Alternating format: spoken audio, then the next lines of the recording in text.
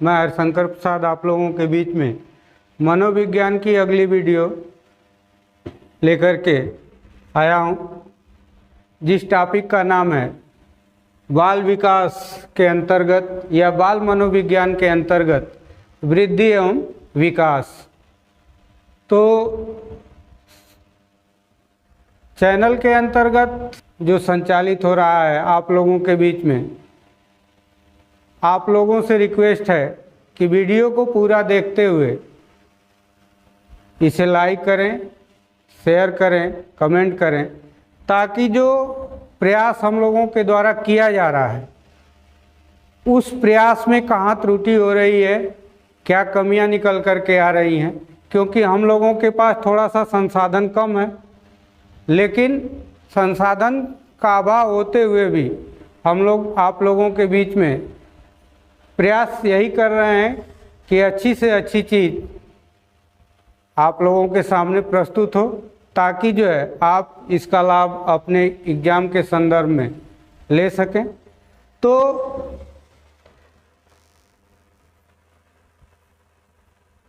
देखिए, हम लोगों ने जो पिछली वीडियो में जो अध्ययन किया था, मनोविज्ञान की जो पहली वीडियो आई थी, तो मनोविज्ञान का विकास कैसे हुआ। मनोविज्ञान जो है आत्मा से शुरू हुआ और व्यवहार तक पहुंचा, लेकिन जो है 18वीं शताब्दी तक आते आते जो है बाल मनोविज्ञान का बिगुल भी धीरे धीरे बजने लगा।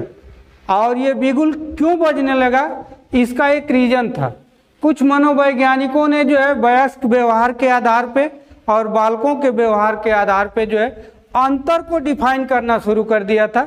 इसी के वजह से जो है मनोविज्ञान के अंतर्गत जो है बाल मनोविज्ञान या बाल विकास की धारणाएं या अवधारणाएं प्रचलित होने लगी, जिसमें जो है बाल मनोविज्ञान या बाल विकास यदि कहें तो बाल विकास के अंतर्गत जो है बालक के व्यवहारों का अध्ययन किया जाता है और मनोविज्ञान के अंतर्गत जो है प्राणी या व्यक्तियों का अध्ययन किया जाता है।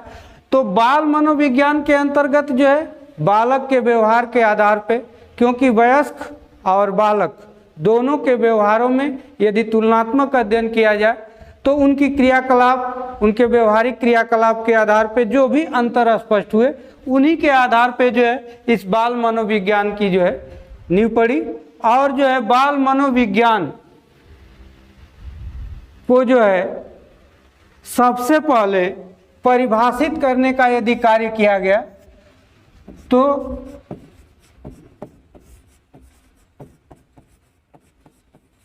मनोविज्ञान को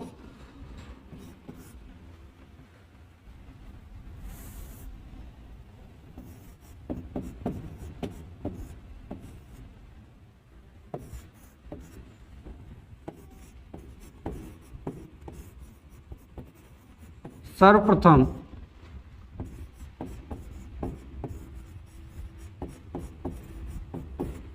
परिभाषित किया गया। किसके द्वारा,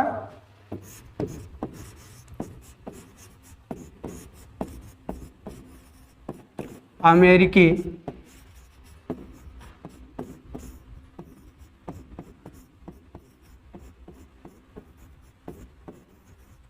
मनोवैज्ञानिक वर्ग के द्वारा।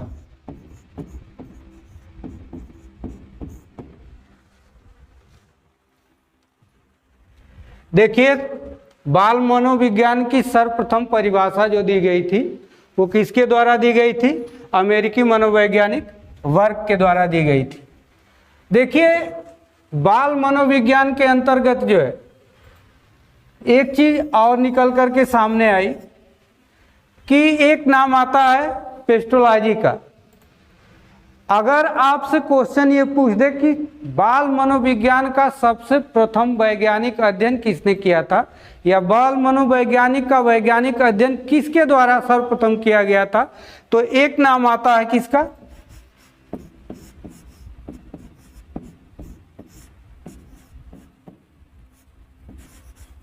पेस्टोलॉजी का नाम आता है। और पेस्टोलॉजी कहाँ के रहने वाले थे,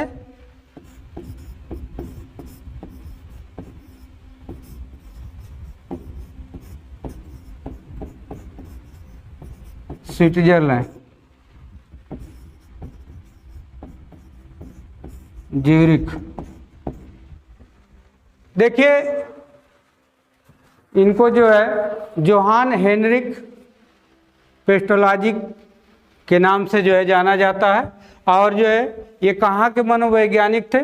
स्विट्जरलैंड, ज्यूरिख के। और जो है इन्होंने जो है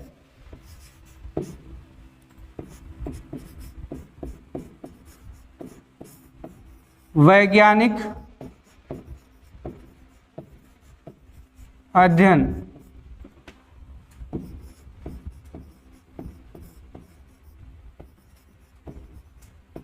सर्वप्रथम किया। किसका?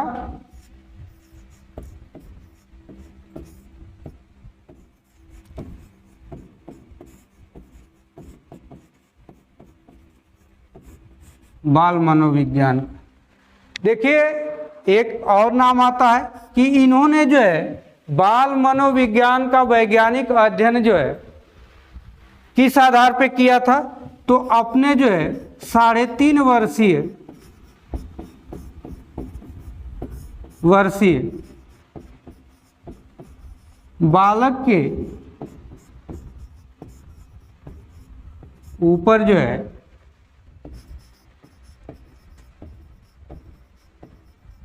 अध्ययन करने के पश्चात किया था। और जो है इन्होंने एक अपनी पुस्तक भी लिखी थी जिसका नाम क्या था? Baby biography. देखिए बाल मनोविज्ञान का सर्वप्रथम परिभाषा किसके द्वारा दिया गया था? अमेरिकी मनोवैज्ञानिक वर्ग के द्वारा। ये चीज याद रखिएगा। और फिर जो है दूसरा नाम आता है क्या?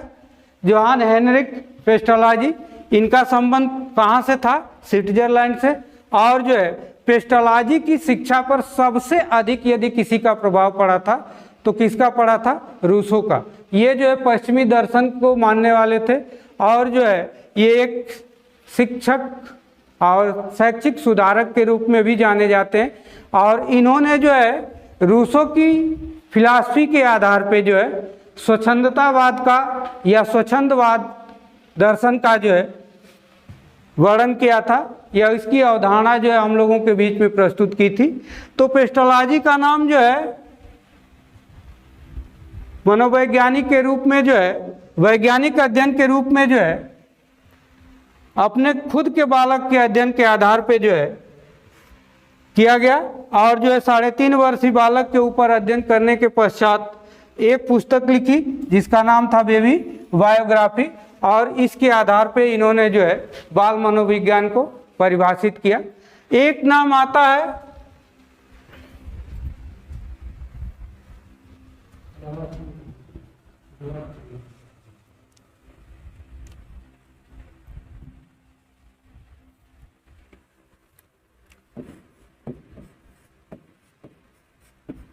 स्टैनली हॉल का।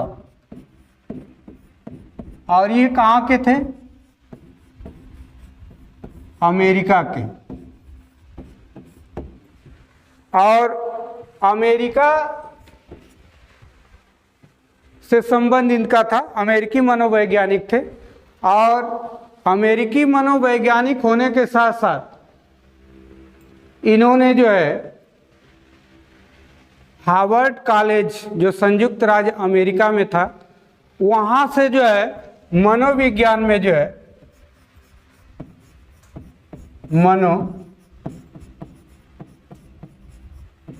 मनोविज्ञान में सर्वप्रथम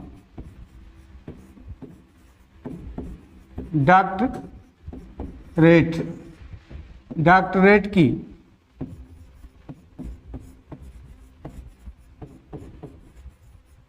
उपाधि ग्रहण किया था। और उस कॉलेज का क्या नाम था? Harvard college. ये कहाँ था? संयुक्त राज्य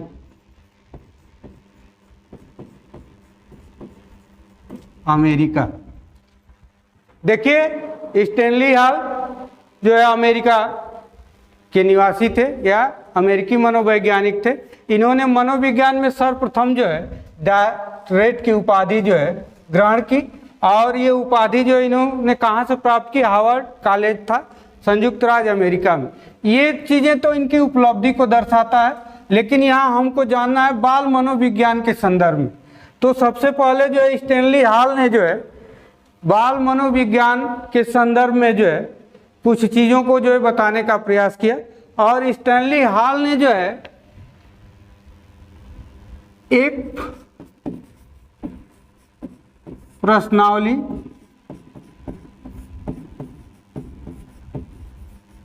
विधि का निर्माण किया। दूसरा, इन्हें जो है बाल आंदोलन का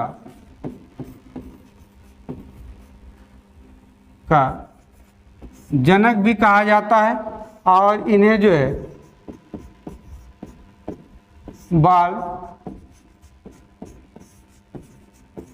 मनोविज्ञान का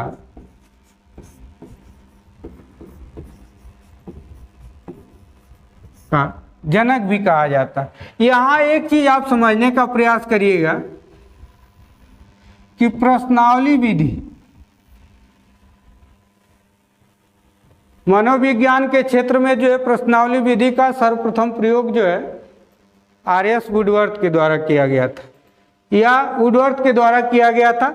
लेकिन यहाँ थोड़ी सी चीज समझने लायक है, इसको ध्यान से समझने का प्रयास करिएगा कि जो प्रश्नावली विधि वुडवर्थ के द्वारा तैयार की गई थी वो मनोविज्ञान और शिक्षा मनोविज्ञान में की गई, लेकिन बाल मनोविज्ञान के अंतर्गत जो है सबसे पहले जो प्रश्नावली विधि का यदि किसी के द्वारा प्रयोग किया गया तो किसके द्वारा किया गया था? स्टैनली हॉल के द्वारा किया गया।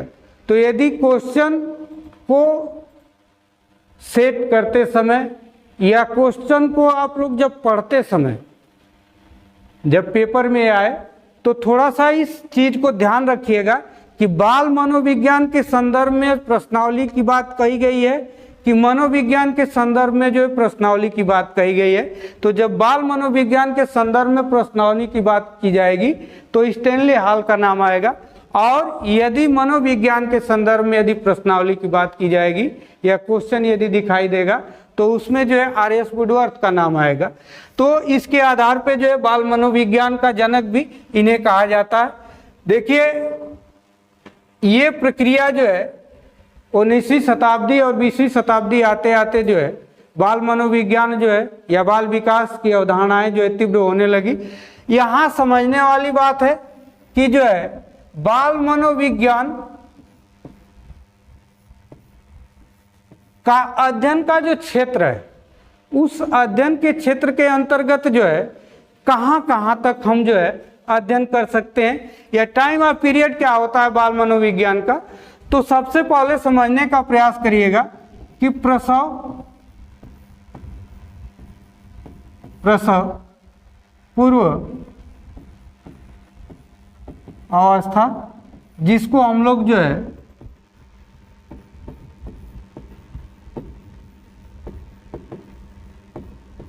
गर्भावस्था के नाम से जानते हैं।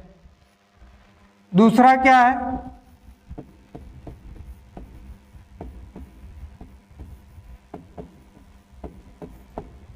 शैशवावस्था। फिर उसके बाद क्या है?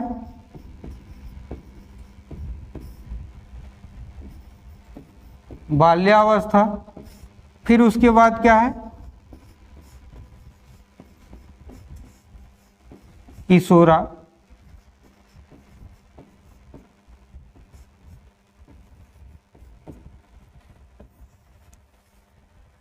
ये 4 टाइप ऑफ पीरियड है। प्रसव पूर्व अवस्था को ही किस नाम से जाना जाता है?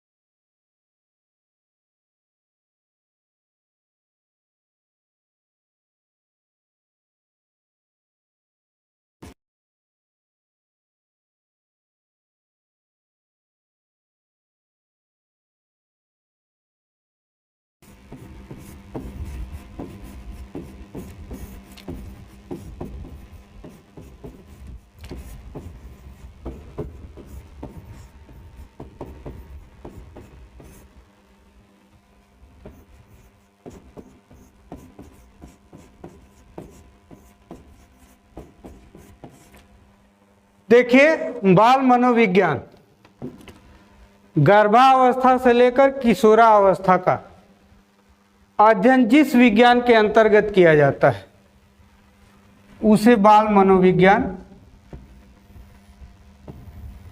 की संज्ञा दी जाती है, या मनोविज्ञान के क्षेत्र में जो है बाल मनोविज्ञान की संज्ञा प्रदान की गई है। अब यहाँ थोड़ा सा देखने का प्रयास करिएगा कि बाल मनोविज्ञान जो है ये बालकों के विकास के अवस्थाओं के आधार पे जो है अलग अलग तरीके से जो है जैसे जैसे अवस्थाएं आगे की तरफ बढ़ती हैं, विकास का पीरियड जो है आगे की तरफ जाता है, वैसे वैसे जो है बाल मनोविज्ञान जो है किशोरावस्था तक उनके जो है अभिवृद्धि और विकास को बताने का प्रयास करता है। शारीरिक, मानसिक, संवेगात्मक और सामाजिक विकास के अंतर्गत चीज़ें जो है संदर्भित हैं। तो आप जो है इस बाल मनोविज्ञान के अंतर्गत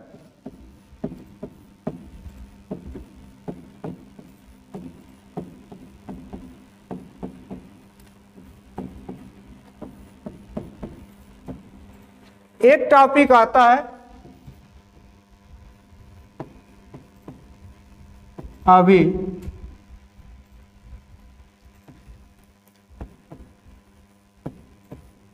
वृद्धि एवं विकास। देखिए, आम बोलचाल की भाषा में हम लोग जो है वृद्धि एवं विकास को एक ही सेंस में लेकर के परिभाषित करने का प्रयास करते हैं, लेकिन मनोविज्ञान के क्षेत्र में वृद्धि को ही क्या कहा जाता है? अभिवृद्धि।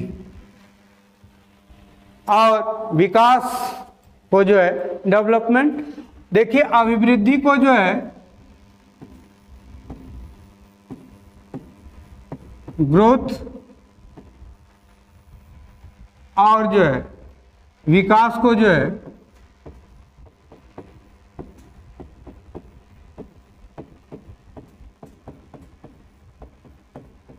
डेवलपमेंट।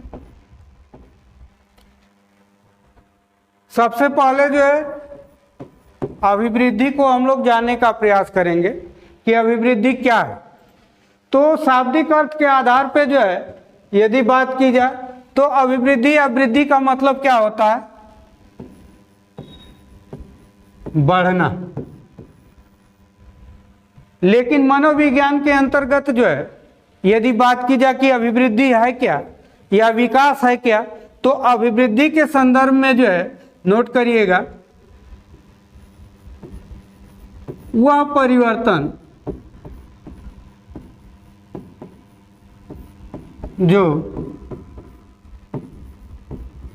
जो शरीर के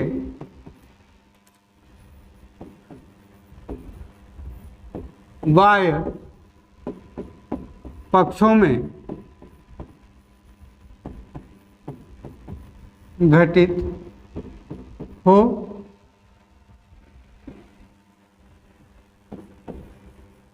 जिसे देखा जा सके, मापा जा सके,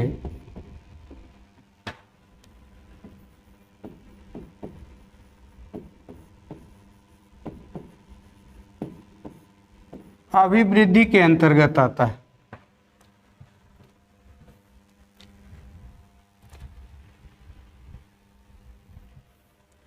देखिए, यही यदि विकास की बात की जाए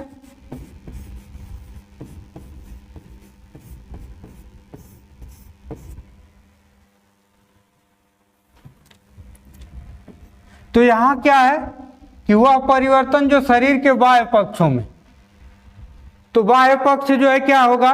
एक पक्षी होगा, क्योंकि शरीर के कई पक्ष होते हैं, जैसे शारीरिक पक्ष है, मानसिक पक्ष है, सामाजिक पक्ष है और संवेगात्मक पक्ष है।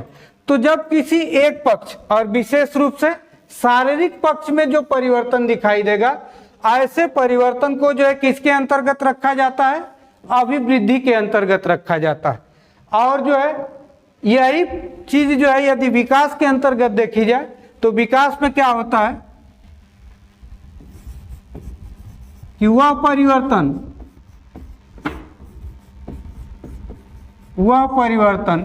जो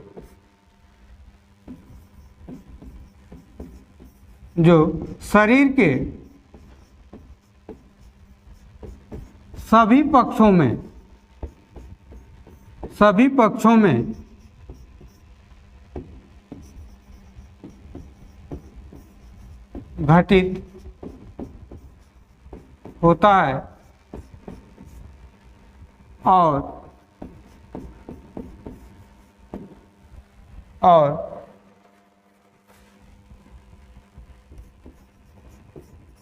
जिसका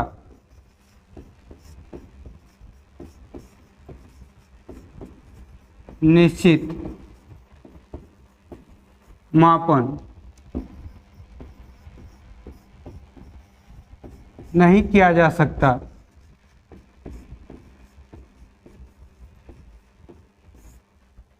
उसे हम क्या कहते हैं? विकास। मतलब वो परिवर्तन जो शरीर के सभी पक्षों में घटित होता है और जो है जिसका निश्चित मापन, मतलब सभी पक्षों का जो है सही ढंग से जो है परिमाणात्मक मापन जो है नहीं हो पाता है, ऐसे परिवर्तन को जो है क्या कहा जाता है? विकास। यहाँ जो है थोड़ा सा समझने का प्रयास करिएगा कि जो है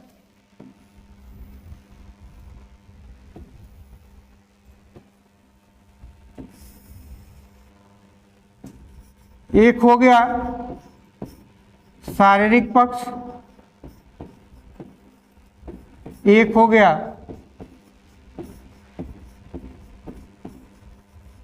मानसिक पक्ष और एक हो गया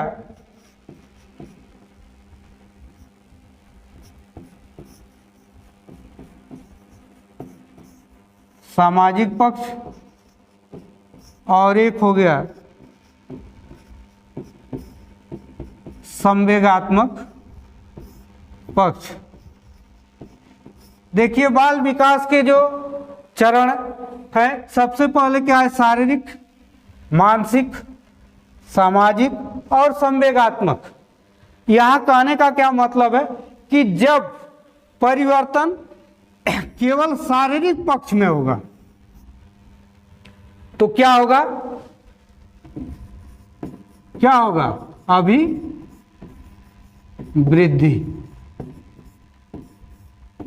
लेकिन जब परिवर्तन शरीर के साथ साथ मानसिक, सामाजिक और संवेगात्मक पक्ष में परिवर्तन होगा तो ऐसे परिवर्तन को जो हम क्या कहेंगे? विकास कहेंगे। यहीं से जो है चीजें जो है बढ़ जाती। विकास का जो क्षेत्र होता है वो क्या होता है? व्यापक होता है, क्योंकि इसमें जो है विकास के सभी पक्ष जो है सन्निहित होते हैं या समाहित होते हैं। केवल एक पक्ष के जो है परिवर्तन की यदि बात कही जाएगी तो एक पक्ष में यदि परिवर्तन होगा तो क्या होगा? अभिवृद्धि। लेकिन सभी पक्षों में यदि परिवर्तन होगा तो क्या होगा? विकास होगा। देखिए संदर्भ में जो है एक मनोवैज्ञानिक आते हैं जिनका नाम क्या है? सोरेनसन। और इन्होंने जो है अपना एक वक्तव्य दिया था, एक कथन बताया था कि आम बोलचाल की भाषा में जो है सभी लोग जो है अभिवृद्धि और विकास को जो है एक ही तराजू पे तौलने का प्रयास करते हैं, लेकिन ऐसा होता नहीं है। मनोविज्ञान के क्षेत्र में ये दोनों चीजें क्या हैं? अलग अलग है। तो इन्होंने जो है एक विचार दिया अपना कि जो है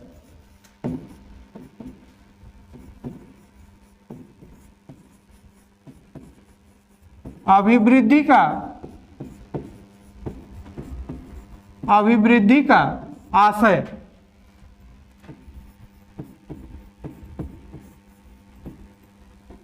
शरीर और उसके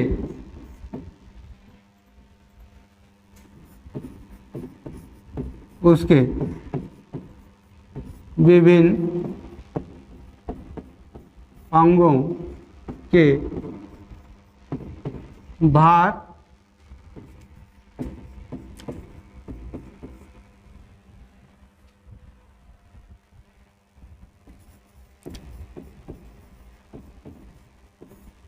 और आकार परिवर्तन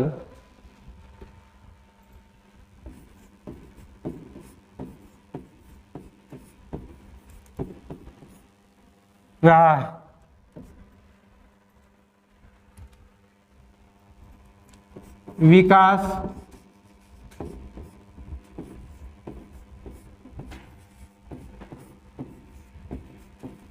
विकास का संबंध देखिए, सोरेनसन ने जो है क्या बताया था कि जो है अभिवृद्धि का आशय जो है शरीर और उसके विभिन्न अंगों के भार और आकार में परिवर्तन से रहा है। विकास का संबंध जो है अभिवृद्धि से रहा है और यह शरीर के विकास के साथ साथ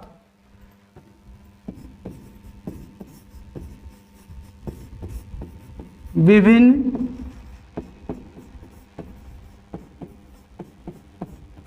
कौशलों और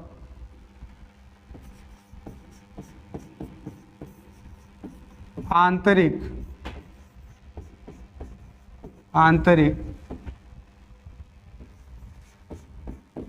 शक्तियों की ओर संकेत करता है।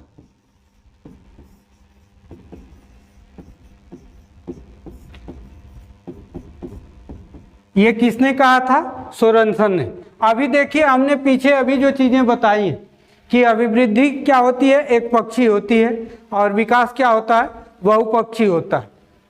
और जो है अभिवृद्धि का संबंध या अभिवृद्धि का जो दायरा होता है वो संकुचित होता है, और व्यापक स्थिति में कौन पाया जाता है? विकास। या विकास का जो दायरा होता है वो क्या होता है? व्यापक होता है। शरीर के किसी एक पक्ष में होने वाले परिवर्तन जो एक निश्चित समय तक होते हैं उसे हम क्या कहते हैं? अभिवृद्धि कहते हैं। और शरीर के सभी पक्षों में होने वाले परिवर्तन जो जन्म से लेकर और मृत्यु पर्यंत, मतलब जन्म से लेकर मृत्यु तक जो परिवर्तन होते हैं उसे हम क्या कहते हैं? विकास। उसी के सेंस में सोरेनसन ने जो है अपनी एक विचारधारा को जो है प्रस्तुत करने का प्रयास किया था कि अभिवृद्धि का आशय जो है शरीर और उसके विभिन्न अंगों के भार और जो है आकार परिवर्तन से। और वहीं इन्होंने एक चीज बताई कि जो है विकास का जो संबंध होता है वो अभिवृद्धि से होता है, क्योंकि विकास में अभिवृद्धि निहित होती है। जैसे शरीर में यदि कोई भी ग्रोथ होगा तो कार्य क्षमता जो है प्रभावित होगी, परिवर्तित होगी। तो जहाँ कार्य क्षमता में वृद्धि होती है तो सभी पक्षों को किसी न किसी रूप में प्रभावित होती है। उसी के आधार पर इन्होंने बताया कि विकास का जो संबंध रहा है अभिवृद्धि से रहा है। तो ये शरीर के विकास के साथ साथ जो है ये विभिन्न कौशलों और जो है आंतरिक शक्तियों की ओर भी संकेत करता है। मतलब विकास में शरीर के विकास के साथ साथ जो हमारी कार्य क्षमता शैली है या जो हमारी आंतरिक शक्तियां हैं जो दिखाई नहीं देती हैं, उन सभी की ओर संकेत कौन करता है? तो कौन करता है? विकास करता है। इसी के संदर्भ में जो है एक व्याख्या जो है दी गई थी जेम्स ड्रेवर के द्वारा, और जेम्स ड्रेवर ने जो है विकास को परिभाषित करते हुए लिखा कि जो है विकास जो है प्राणी में प्रगतिशील परिवर्तन है।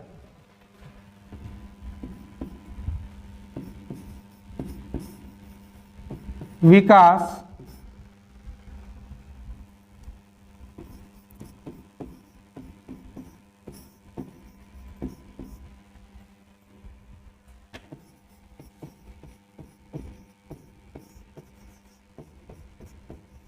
प्रगतिशील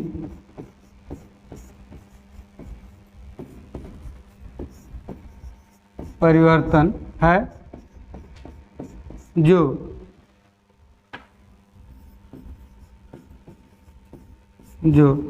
व्यक्ति को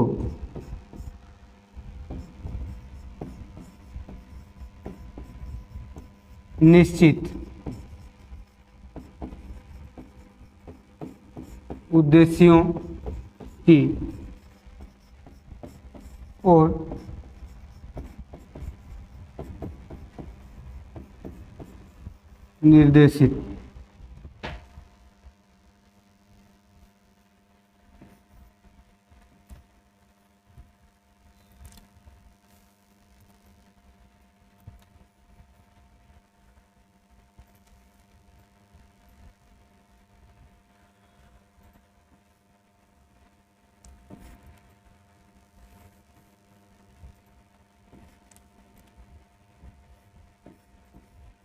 निर्देशित करता है।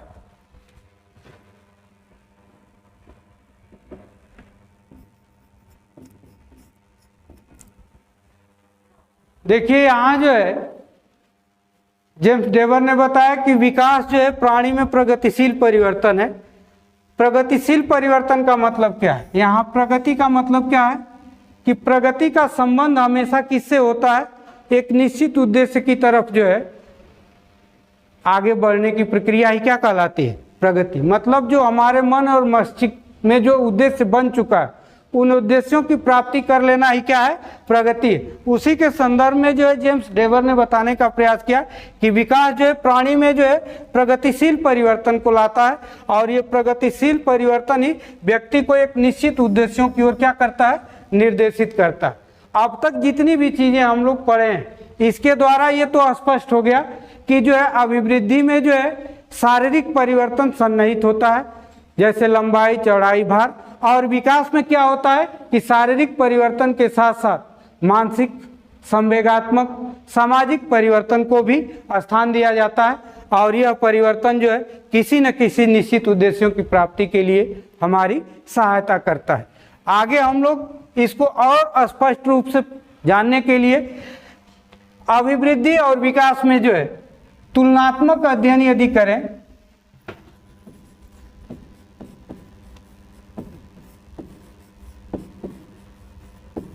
अभिवृद्धि और जो है विकास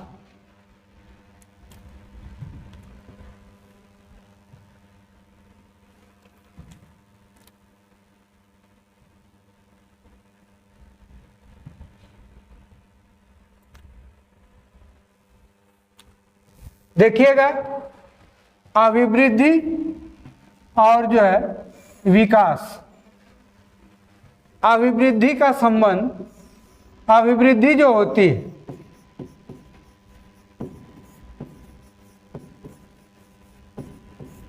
क्या होती है? संकीर्ण। या अभिवृद्धि में जो है संकीर्णता पाई जाती है और विकास क्या होता है?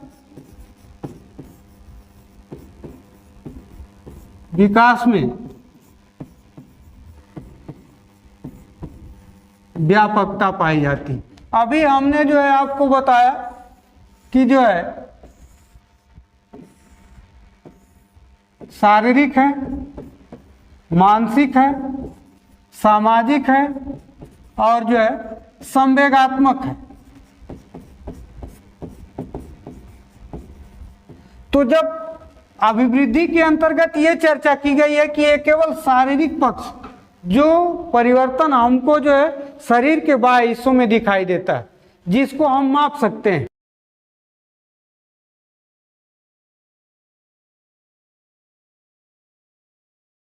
क्या होगा? संकीर्ण होगा। और जो है शारीरिक, मानसिक, सामाजिक और संवेगात्मक, इसका दायरा क्या होगा? व्यापक।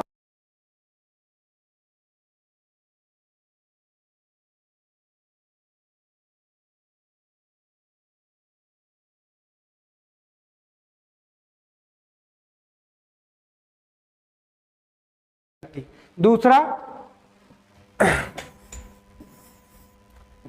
अभिवृद्धि की जो है एक निश्चित अवधि होती है, एक निश्चित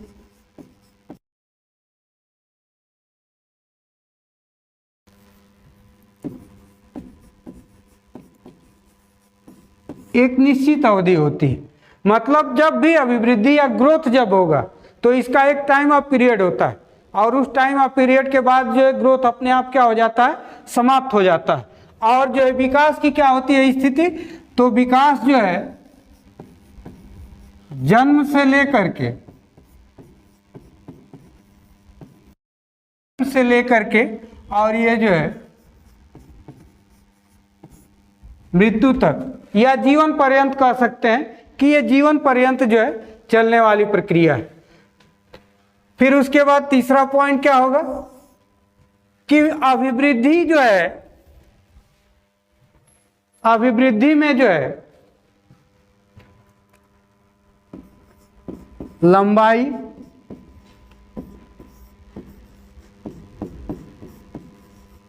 चौड़ाई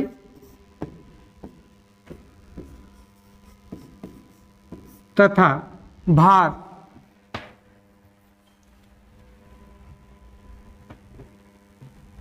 में होने वाले जो परिवर्तन होते हैं, लंबाई, चौड़ाई और भार में होने वाले परिवर्तन को जो है हम क्या कहते हैं, अभिवृद्धि कहते हैं। और यहाँ क्या होता है कि कार्य क्षमता में होने वाले, कार्य क्षमता में होने वाले परिवर्तन को क्या कहा जाता है, विकास कहा जाता है। लंबाई, चौड़ाई, भार, यदि किसी भी बालक की लंबाई कितनी है, उसका भार कितना है, उसकी चौड़ाई कितनी है, ये सारी चीजें जो है किसके अंतर्गत आती हैं, अभिवृद्धि के अंतर्गत आती हैं। और जो है इन लंबाई, चौड़ाई और भार के आधार पे जो कार्य क्षमता में वृद्धि होती है, तो कार्य क्षमता में वृद्धि का जो सेंस होता है वो किसके अंतर्गत आता है, किसके अंतर्गत आएगा, विकास। अगला पॉइंट कि अभिवृद्धि जो होती है ये क्या होती है, परिमाणात्मक,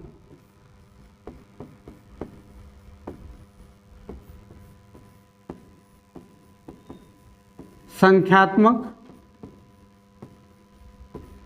और इसे मात्रात्मक भी कहा जा सकता है। मतलब अभिवृद्धि के अंतर्गत जो भी परिवर्तन होते हैं उसका जो है एक निश्चित निष्कर्ष या परिमाण जो है संख्या के रूप में जो है प्रस्तुत किया जा सकता है, जैसे लंबाई है, चौड़ाई है या भार है। लेकिन इसमें जो है क्या होता है विकास के अंतर्गत कि जो है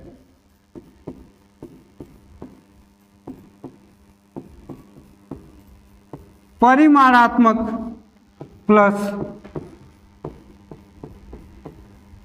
गुणात्मक, मतलब हम जो है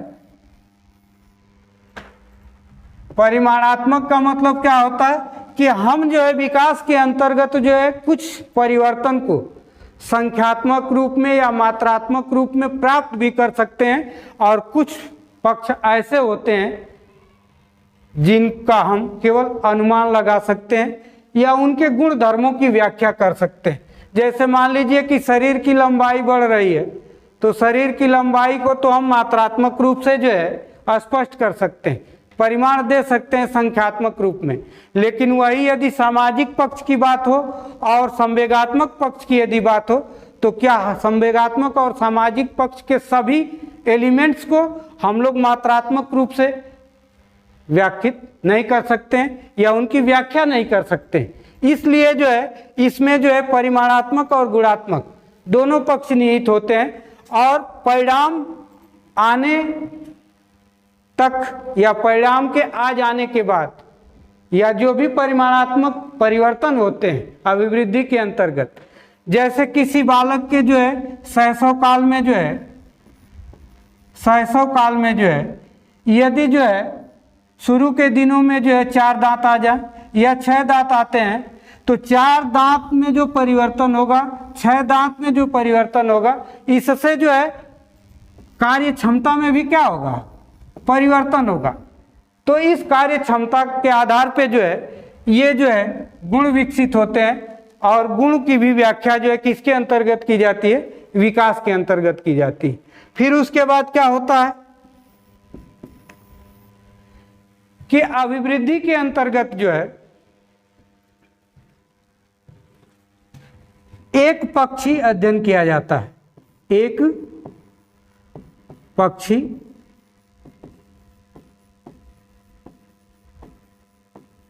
अध्ययन किया जाता है। मतलब अभिवृद्धि के अंतर्गत जो है हम केवल जो है परिवर्तन का एक ही पक्ष जो है पढ़ते हैं, जैसे शारीरिक पक्ष है जो बाह्य रूप से हमें क्या होता है, दिखाई देता है, उसी पक्ष का अध्ययन किया जाता है, या एक पक्षी परिवर्तन को ही दर्शाता है। और ये क्या होता है, विकास। तो विकास क्या होता है, बहु पक्षी अध्ययन होता है। बहुपक्षी अध्ययन का मतलब क्या है कि इसमें जो है शारीरिक, मानसिक, संवेगात्मक और सामाजिक सभी पक्षों का अध्ययन किया जाता है। इसलिए जो है विकास जो है क्या होता है, बहुपक्षी परिवर्तन को दर्शाता है।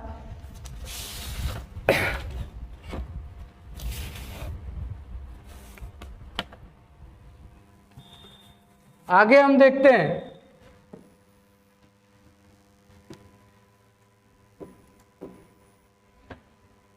अभिवृद्धि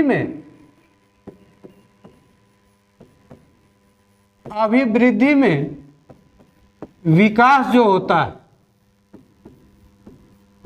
विकास निहित नहीं होता है।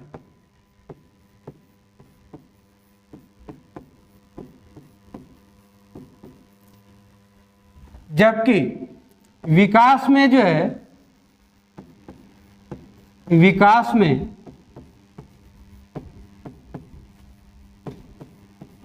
अभिवृद्धि क्या होती है, अभिवृद्धि निहित होती है। कहने का मतलब क्या है कि अभिवृद्धि में विकास क्यों नहीं निहित होता है, इसलिए कि अभिवृद्धि में केवल एक ही पक्ष का अध्ययन किया जाता है, और विकास के लिए क्या होना चाहिए, सभी पक्षों का अध्ययन, या सभी पक्षों में जो होने वाले परिवर्तन है। जब तक सभी पक्षों के परिवर्तन को नहीं दर्शाया जाएगा, या सभी पक्षों में परिवर्तन यदि नहीं होगा, तब तक उस परिवर्तन को हम विकास की संज्ञा नहीं दे सकते। इसीलिए जो है अभिवृद्धि में विकास निहित नहीं होता है, लेकिन विकास में अभिवृद्धि क्या होता है, निहित होता है। इसका रीजन क्या है कि यदि शरीर के आकार प्रकार में, जैसे शरीर की लंबाई, उसकी चौड़ाई और भार में जब परिवर्तन होता है, तो इसका प्रभाव जो है कहीं ना कहीं विकासात्मक प्रक्रिया पे पड़ता है। जैसे शैशव काल का बालक है, जैसे 3 माह का बालक है और 6 माह का बालक है, और 6 वर्ष का यदि बालक है, तो यदि ग्रोथ की कंडीशन में होगा या अभिवृद्धि के कंडीशन में यदि होगा, तो 3 माह में जो है शारीरिक विकास, 6 माह में जो है शारीरिक परिवर्तन, और जो है 6 वर्ष में जो शारीरिक परिवर्तन होगा, इस सभी में क्या होगा, अंतर होगा। और जब परिवर्तन में अंतर होगा तो कार्य क्षमता में भी क्या होगा, अंतर होगा। तो जहां जो है अभिवृद्धि में परिवर्तन होता है, तो विकास में जो है परिवर्तन दिखने लगता है, या शरीर के जो है अन्य पक्षों में भी उसका प्रभाव पड़ने लगता है। इसीलिए कहा जाता है कि विकास में अभिवृद्धि क्या होती है, निहित होती है। और जो है इसमें एक पॉइंट और है कि जो है अभिवृद्धि जो होती है, अभिवृद्धि जो होती है ये क्या होती है, रचनात्मक होती है। और विकास क्या होता है, विकास रचनात्मक के साथ साथ विनाशात्मक भी होता है।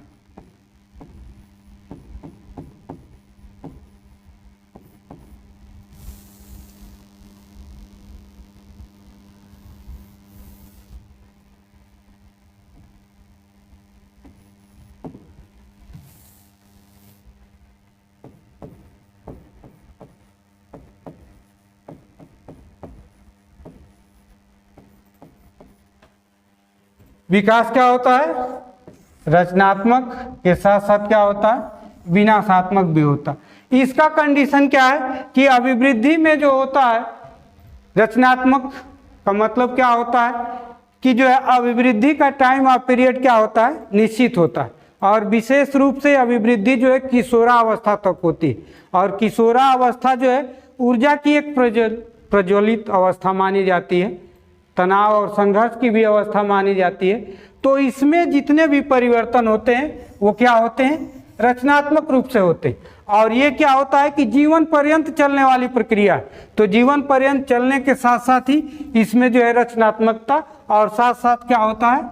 विनाशात्मक प्रक्रिया भी होती है, क्योंकि जो है सभी प्रकार का विकास केवल रचनात्मक भी नहीं हो सकता है, या सभी प्रकार का जो विकास होगा वो केवल रचनात्मक ही नहीं होगा। कुछ ऐसे भी कंडीशन या कुछ ऐसी भी स्थितियां होती हैं जिसमें विनाशात्मक स्थिति भी उत्पन्न हो सकती है। तो ये था अब तक का जो है अभिवृद्धि और विकास